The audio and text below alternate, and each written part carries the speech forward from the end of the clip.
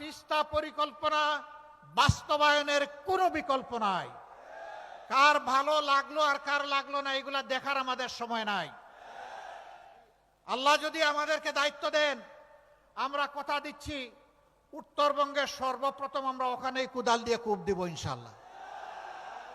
ওটাই আগে বাস্তবায়ন করবো ইনশাআল্লাহ।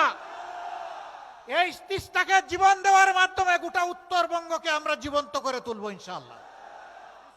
ইনসাফের প্রতীক দাড়িপাল্লা কেড়ে নেওয়া হয়েছিল, শেষ পর্যন্ত আমাদেরকে নিষিদ্ধও করা হয়েছিল। আমাদের 11 জন সিনিয়র নেতাকে হত্যা করা হয়েছিল, 1000-এর কাছাকাছি সহকর্মীকে হত্যা করা হয়েছিল। আমাদের অসংখ্য ভাইদেরকে আয়নাগরের বন্দী বানানো হয়েছিল। আমাদের নেতৃবৃন্দের ঘর বাড়ি বুলডোজার দিয়ে ভেঙে দেওয়া হয়েছিল। এর অনেক কিছুই অনেক দলের সাথে করা হয়নি, যেটা আমাদের সাথে করা হয়েছে। যেন আমরা এই দেশের কেউ নই। আমরা আমাজনের জঙ্গল থেকে বেরিয়ে হঠাৎ করে বাংলাদেশে ঢুকে পড়েছিলাম, এইরকম একটা আচরণ আমাদের সাথে করা হয়েছে।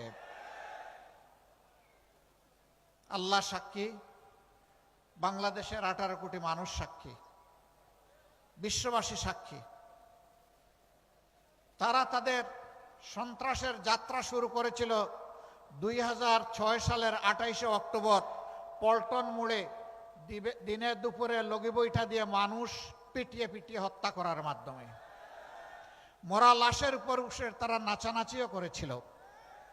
এরা কোন প্রজাতির আমরা জানি না।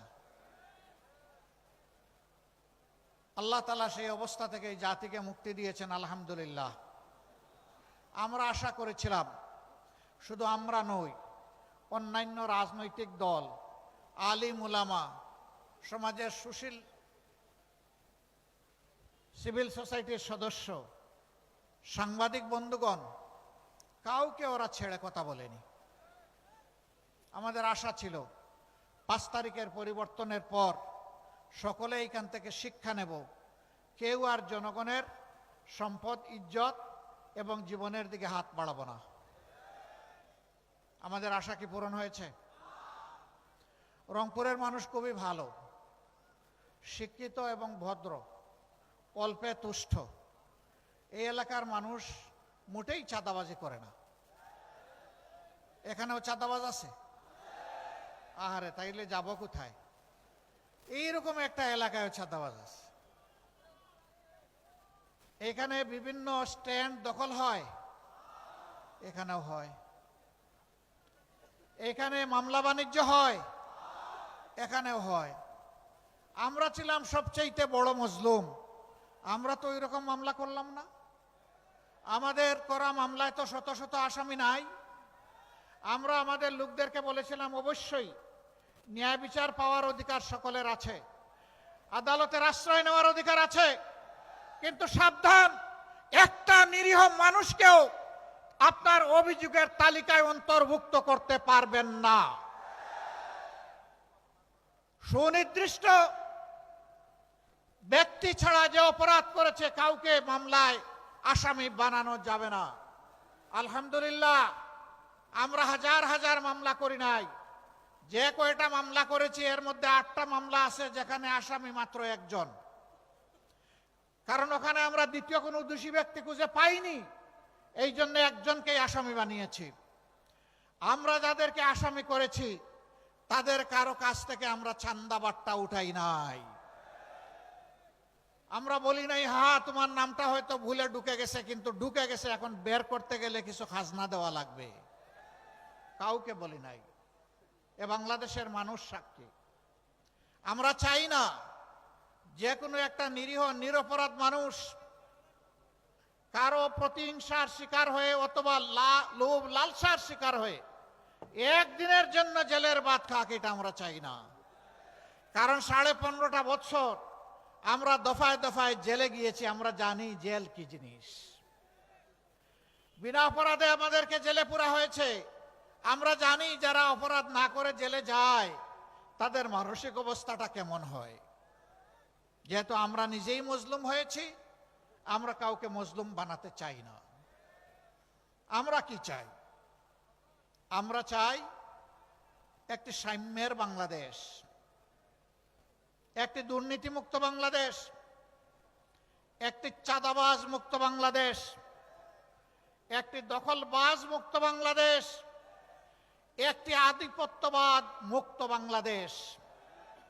আমরা চাই আমাদের যুব সমাজ যে দাবি নিয়ে, মৌলিক দাবি নিয়ে রাস্তায় নেমেছিল আর চিৎকার দিয়ে বলেছিল উই ওয়ান্ট জাস্টিস, আমরা চাই সেই ন্যায় বিচারের বাংলাদেশ। এই বাংলাদেশ যারা গড়ার কথা বলবেন তাদের নিজেদের চরিত্র দিয়ে প্রমাণ করতে হবে যে তারা এটার উপযুক্ত। কোন অসৎ দুর্নীতিবাজ তারা যদি অনেক সুন্দর সুন্দর কথা এবং গল্প শোনায়, এদেরকে কখনো বিশ্বাস করবেন না। এরা নির্বাচনেই রঙিন স্বপ্ন দেখিয়ে মজার মজার কথা বলে আপনাদেরকে একেবারে দেখবেন যে চৌথাই আসমানে পাঠিয়ে দিচ্ছে। এরা দুঃখবাজ, চিনে রাখবেন। এদেরকে ইয়েস বলবেন না, এদেরকে কি বলবেন? এদেরকে বলবেন তোমাদের জন্য লাল কার্ড। কি কার্ড? সংগ্রামী বন্ধুগণ, দেশ আমাদের সকলের। এই দেশটিতে আমরা 4টি ধর্মের মানুষ বসবাস করি, মুসলমান, হিন্দু, বৌদ্ধ, খ্রিস্টান। দেশটা একটা ফুলের বাগানের মতো। আল্লাহ যেমন মুসলমানদেরকে পয়দা করেছেন, তেমনি অন্য ধর্মের লোকদেরকেও পয়দা করেছেন। আমরা কেউ আল্লাহর কাছে আবেদন করে এই দেশে পয়দা হইনি, আল্লাহ তার ইচ্ছা মতো পয়দা করেছেন। আল্লাহ সকলের রিজিক দাতা, সকলকে সম্মান দেন। আপনার আমার কোনো অধিকার নেই ধর্মের ভিত্তিতে কাউকে আঘাত দেওয়ার, কারো ক্ষতি করার কোনো অধিকার আমাদের নেই। বরঞ্চ আমাদেরকে মিলেমিশে একটা উন্নত মানবিক সমাজ এখানে গড়তে হবে। ধর্ম চাপিয়ে দেওয়ার বিষয় নয়, ধর্মীয় মানুষের অন্তরের আবেগ দিয়ে গ্রহণ করার বিষয়। অতএব কোরআনের সুস্পষ্ট নির্দেশনা, লা ইকরাহা ফিদ্দিন, দিনের ব্যাপারে কোনো জবরদস্তি চলবে না। আমরা বাংলাদেশকে ন্যায় ইনসাফের বাংলাদেশ গড়তে চাই। অনেকে বলে এটার মডেল কি হবে? এটা কি ইরান হবে, না আফগানিস্তান হবে, না পাকিস্তান হবে? আমরা বলি না, এটা বাংলাদেশ হবে। আর যদি মডেল বলেন তাহলে দুনিয়ার সর্বশ্রেষ্ঠ স্বীকৃত শাসন, যেটা আল্লাহর নবী মুহাম্মদুর রাসূলুল্লাহ সাল্লাল্লাহু আলাইহি ওয়াসাল্লাম জগৎবাসীকে উপহার দিয়েছিলেন, যেখানে সকল ধর্ম বর্ণের মানুষের অধিকার নিশ্চিত হয়েছিল, সেই মদিনার মডেল আপনি বলতে পারেন। এর বাইরে আমাদের কাছে কোনো মডেল নাই ভাই। আমরা বাংলাদেশকে আফগান বানাতে চাই না, ইরান বানাতে চাই না, পাকিস্তান বানাতে চাই না, অন্য কোনো দেশ বানাতে চাই না। প্রিয় গর্বের বাংলাদেশকে গর্বের বাংলাদেশ হিসাবে বানাতে চাই। আমরা মিথ্যা কোনো আশ্বাস নির্বাচন সামনে রেখে দিচ্ছি না, দিব না। যা আমরা পারবো না তা আমরা বলবো না, যা আমাদের কর্তব্য বলে মনে করি শুধু তাই বলবো। আমরা কাউকে ভাই বেকার ভাতা দিব না। বেকার ভাতার মানে হচ্ছে বেকারের কারখানা তৈরি করা। আমরা কোনো বেকারের কারখানা তৈরি করব না। আমরা দেশের প্রত্যেকটি সক্ষম নারী পুরুষের হাতকে আমরা দক্ষ হাতে পরিণত করতে চাই। বেকার ভাতা নয়, তাদের হাতে আমরা মর্যাদাপূর্ণ কাজ তুলে দিতে চাই। সে বুক ফুলিয়ে বলবে, আমি কোনো কারো দয়ার দানে চলতে চাই না, আল্লাহর দেওয়া মেধা এবং যোগ্যতা খাটিয়ে আমি সম্মানের সাথে বাঁচতে চাই। এইভাবে যখন প্রত্যেকটি নারী পুরুষ দক্ষ হয়ে উঠবে, আত্মবিশ্বাসী হয়ে উঠবে, সেই দিনই বিশ্বের বুকে মাথা উঁচু করে দাঁড়ানো একটা বাংলাদেশ গোটা বিশ্ব দেখতে পাবে ইনশাআল্লাহ। আমরা ওই দেশটা করতে চাই। অনেকে বলে মা বোনদের কোনো স্পেস থাকবে, আপনারা যেখানে কাজ করবেন, দেশ চালাবেন। আচ্ছা, মা বোন নাই কার কার গড়ে একটু হাত তুলেন তো দেখি। ওরে বাবা, ঘরের ভিতরে চলতে পারেন তো সমাজে চলতে পারবেন না? ঘর আপনার চলে না নারী ছাড়া, সমাজও আপনার চলবে না নারী ছাড়া। নারীদের কিছু কর্মক্ষেত্র আছে, এটা আপনি পারবেন না, আমিও পারবো না। আমার মায়ের, আমার মেয়ের, আমার বোনের, আমার স্ত্রীর কিছু কিছু বিষয় আছে, এটা নারীদের জন্য ডেজিগনেটেড, এটা পুরুষের দ্বারা হবে না। সেই কাজ কে করবে? রাসূলুল্লাহ সাল্লাল্লাহু আলাইহি সাল্লামের জামানায় প্রত্যেকটি যুদ্ধে নারীরা অংশগ্রহণ করেছেন। যুদ্ধের চাইতে কঠিন কোনো কাজ আছে? সেই কাজে যদি সম্মানের সাথে নারীরা দেশপ্রেম বুকে নিয়ে অংশগ্রহণ করতে পারেন, তাহলে দেশের প্রত্যেকটি সেক্টরে আমার মা বোনেরাও কাজ করবেন ইনশাআল্লাহ। এখানে আমরা দেখব না কোন নারী কোন ধর্মের, এখানে দেখব কোন মা বোনটি কোন যোগ্যতার, তার যোগ্যতা অনুযায়ী সম্মানের সাথে তার হাতে কাজ তুলে দেওয়া হবে ইনশাআল্লাহ। আমরা এখানে আমাদের প্রিয় দেশ এবং জাতিকে আর টুকরা টুকরা করতে চাই না, আর বিভক্ত করতে চাই না। আমরা সাম্যের এবং ঐক্যের আওয়াজ নিয়ে আপনাদের দুয়ারে এসেছি। আপনারা কি দেশকে বিভক্ত করতে চান? জাতিকে বিভক্ত করতে চান? চান না? তাহলে আমাদের ঐক্যের এই আহ্বানে আসুন, আপনারা সাড়া দিয়ে আমাদেরকে, আমাদের হাতকে আপনারা শক্তিশালী করুন। আমরা বলেছি নির্বাচন পরবর্তী আল্লাহ তাআলা যদি আমাদেরকে, আপনাদের, আল্লাহ তাআলা তার মেহেরবানিতে আপনাদের ভোটের মাধ্যমে এই দেশ সেবার সুযোগ দেন, সরকার গঠনের সুযোগ দেন, এবার যারা নির্বাচনে অংশগ্রহণ করছেন আমরা তাদেরকে আহ্বান জানাবো, আসুন আসুন 5টা বছর অন্তত দেশটা এক হয়ে চালাই। তবে 3টা শর্ত মেনে আসতে হবে। নাম্বার 1, প্রথম শর্ত হচ্ছে নিজেরা কোনো দুর্নীতি করবেন না এবং কোনো দুর্নীতিবাজকে বগলের নিচে আশ্রয় দেবেন না। নাম্বার 2, সমাজের সকল মানুষের জন্য ন্যায় বিচার নিশ্চিত করা হবে। ন্যায় বিচারকে প্রভাবিত করার দুঃসাহস কেউ দেখাবেন না, রাজনৈতিক প্রভাব খাটাতে পারবেন না। বিচারকে তার আপন গতিতে চলতে দিতে হবে এবং বিচার বিভাগকে সম্পূর্ণ স্বাধীন করে দেওয়া হবে, যাতে অর্থের বিনিময়ে নয়, ন্যায্যতার ভিত্তিতে একজন মানুষ যেন ন্যায় বিচার পায়। এখানেও কে গরিব কে ধনী, কে কোন ধর্মের, এটা দেখার কোনো সুযোগ নেই। সমাজের কে কোন চেয়ারে বসে আছেন ওইটাও দেখার কোনো সুযোগ নেই। যে অপরাধে সাধারণ একজন মানুষকে শাস্তি দেওয়া হবে, আইনের আওতায় আনা হবে, একই অপরাধ যদি দেশের প্রেসিডেন্ট করেন তিনিও রেহাই পাবেন না। এর নাম হচ্ছে ন্যায় বিচার। কারোর জন্য আপনার বিচার আর কারোর জন্য ইম্পিউনিটি, দায় মুক্তি, এর নাম বিচার নয়, এটা বৈষম্য, বিচারের উপরে জুলুম। আমরা সেই বিচারের উপরে জুলুম মানব না। 3 নম্বর শর্ত, 54 বছরের বস্তা পচা রাজনীতি যা বাংলাদেশকে দিয়েছে ভালো, আমরা ওই বস্তা পচা রাজনীতি আর চাই না। যেই রাজনীতি তার নেতা নেত্রীকে চোর বানায়, লুটেরা বানায়, সন্ত্রাসী বানায়, ফ্যাসিস্ট বানায়, ওই রাজনীতি আর আমরা দেখতে চাই না। ফ্যাসিবাদ যাতে আর ফিরে না আসে, দুর্নীতিবাজরা আর যাতে সমাজে চলাফেরা করতে না পারে, এমন একটা দেশ এবং সমাজ গড়ার জন্য দেশবাসী মুখিয়ে আছে। বিশেষ করে রক্ত দিয়ে লড়াই করা যুবকরা, যুবতীরা মুখিয়ে আছে।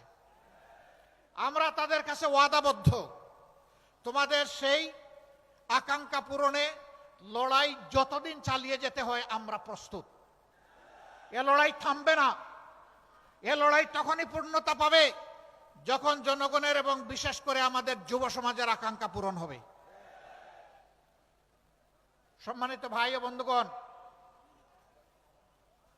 এই 3 শর্তে যারা দেশ গড়ার কাজে অংশ নিতে চাইবেন আমরা তাদেরকে বলবো মোস্ট ওয়েলকাম। আসেন, সবাই মিলে আমরা আগামীর বাংলাদেশটা গড়ে তুলব, স্বপ্নের বাংলাদেশটা গড়ে তুলব। এবার আসেন, জাতীয় পর্যায়ে তো অনেক কিছু বললাম, রংপুরের ব্যাপারে কি বলা যায়? এখানকার মানুষ খুবই ভালো, এত ভালো যে নিজের দাবিটাও ভালো করে বলে না, এত ভদ্র নিজের দাবি আদায়ে মজবুত লড়াইও করে না। তাই বলে কি রংপুরের মানুষ আমাদের সৎ ভাই? না, আমরা পরস্পর ভাই ভাই। কিন্তু 54 বছর কি আচরণ করা হয়েছে রংপুরবাসীর সাথে, এর সাক্ষী আপনারা, আমি নই। রংপুর এই বিভাগ কি অপরাধ করেছে? বাংলাদেশের শস্য ভাণ্ডার এই উত্তরবঙ্গ, কিন্তু এই শস্য যারা ফলায় তাদের মুখের দিকে তাকানোর কোনো দায়িত্ব কি সরকারের নাই? যদি থেকে থাকে তাহলে প্রতি বছর বর্ষা আসার সাথে সাথে এই এলাকার মানুষ আতঙ্কগ্রস্ত হয়ে পড়ে কেন? তিস্তা, ধরলা, ব্রহ্মপুত্র, আর একটা কি জানি, করতোয়া নাকি, না হ্যাঁ করতোয়া, এই যে নদীগুলো, এইগুলো আল্লাহর দান, বিশাল নিয়ামত, কিন্তু দশকের পর দশক এই নদীগুলোর উপরে অত্যাচার করা হয়েছে। এগুলাকে জীবন দিয়ে রাখা হয়নি। বাজেট বরাদ্দ হয়েছে, নদীর বালু উপরে উঠে নাই, টাকা পকেটে এবং পেটে চলে গেছে। যার কারণে আজকে যখন ঢাকা থেকে আসছিলাম, উপর থেকে দেখলাম এত নদী নয়, এক একটা বিশাল মরুভূমি। এই নদীকে জীবন ফিরিয়ে দিতে হবে। নদী জীবন ফিরে পেলে উত্তরবঙ্গ জীবন ফিরে পাবে ইনশাআল্লাহ। তাই তিস্তা পরিকল্পনা বাস্তবায়নের কোনো বিকল্প নাই। কার ভালো লাগলো আর কার লাগলো না এগুলা দেখার আমাদের সময় নাই। আল্লাহ যদি আমাদেরকে দায়িত্ব দেন, আমরা কথা দিচ্ছি উত্তরবঙ্গের সর্বপ্রথম আমরা ওখানেই কুদাল দিয়ে কূপ দিব ইনশাআল্লাহ। ওটাই আগে বাস্তবায়ন করবো ইনশাআল্লাহ। এই তিস্তাকে জীবন দেওয়ার মাধ্যমে গোটা উত্তরবঙ্গকে আমরা জীবন্ত করে তুলবো ইনশাআল্লাহ। এইখানে তিস্তা মহাপরিকল্পনা যখনই বাস্তবায়ন হবে তখন অনেকগুলা উন্নয়নের দুয়ার খুলে যাবে। আমরা ইনশাআল্লাহ জায়গায় জায়গায় এগ্রো বেসড ইন্ডাস্ট্রি গড়ে তুলব। আপনাদের পণ্যের ন্যায্য মূল্য নিশ্চিত করা হবে, পণ্য সংরক্ষণের যথাযথ ব্যবস্থা করা হবে। ফলমূল যা ফলে উত্তরবঙ্গে তা দিয়ে সারা বছর বাংলাদেশের মানুষ আনন্দে খেতে পারত, কিন্তু এগুলা সংরক্ষণের কোনো ব্যবস্থা নেই বলে খুব তাড়াহুড়া করে পচে গলে অথবা বিক্রি করে সব শেষ হয়ে যায়। আমরা এই যন্ত্রণা থেকেও উত্তরবঙ্গের আমাদের চাষি কৃষক ভাইদেরকে বের করে আনতে চাই। এখনো মান্দাতার আমলের কৃষি ব্যবস্থা এখানে চলবে কেন? যুগ বহুদূর এগিয়ে গিয়েছে।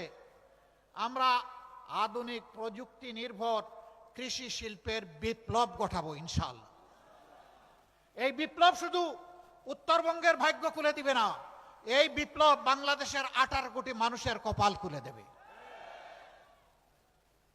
আমরা উত্তরবঙ্গকে কৃষি বিপ্লবের রাজধানীতে পরিণত করতে চাই। এর জন্যে কৃষি প্রযুক্তি ভিত্তিক বিশ্ববিদ্যালয় গড়তে হয়, তাই করা হবে ইনশাআল্লাহ। ইন্ডাস্ট্রি স্থাপন করতে হয়, সেইটা করা হবে। সরকারি, বেসরকারি এবং যৌথ উদ্যোগ সব কিছুতে যদি আমরা সেই উদ্যোগ নিতে পারি, বিদেশিরাও এখানে বিনিয়োগ করতে আসবে। এরকম যখন ইন্ডাস্ট্রিয়াল বেস হয়ে যাবে, আর উত্তরবঙ্গের মানুষকে ছোট্ট একটি চাকরির জন্য পেরেশান হয়ে ঢাকার দিকে ছুটতে হবে না।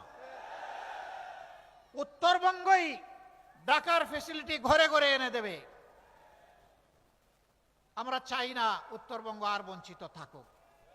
বলবেন যে এরকম তো যুগে যুগে অনেকেই বলেছে, আপনারা যে কথা রাখবেন তার নিশ্চয়তা কি?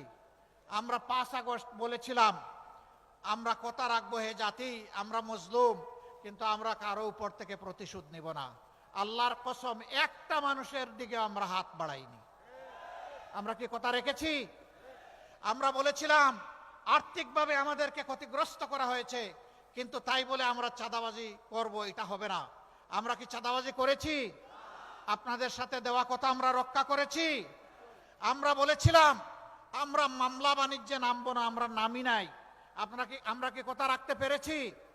ইনশাআল্লাহ আমরা কথা রাখবো। আমাদের 2 জন ভাই মাত্র 5 বছরের জন্য 3টা মন্ত্রণালয় পরিচালনা করেছিলেন। সততা, স্বচ্ছতা এবং দক্ষতার সাথে তারা সেই মন্ত্রণালয় পরিচালনা করেছেন। তারা সৎ ছিলেন, তারা স্মার্ট ছিলেন, তাদের দিকে কেউ আঙ্গুল তোলার সাহস করে নাই।